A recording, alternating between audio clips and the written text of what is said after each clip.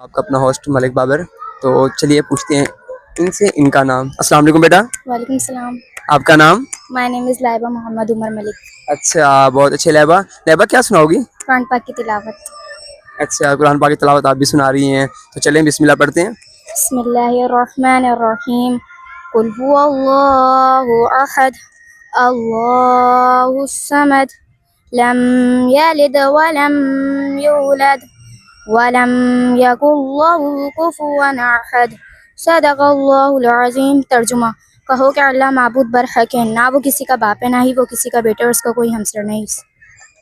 Okay, बहुत अच्छे माशाल्लाह। तो मैं आपको देने जा रहा हूँ एक प्यारा सा गिफ्ट। चाहिए गिफ्ट? जी। अच्छा, तो ये लेंगे आपका गिफ्ट। Thank you. कैसा लगा आपको? अच्छा, थैंक यू। ऑडियंस को कुछ कहेंगे मेरे चैनल के बारे में?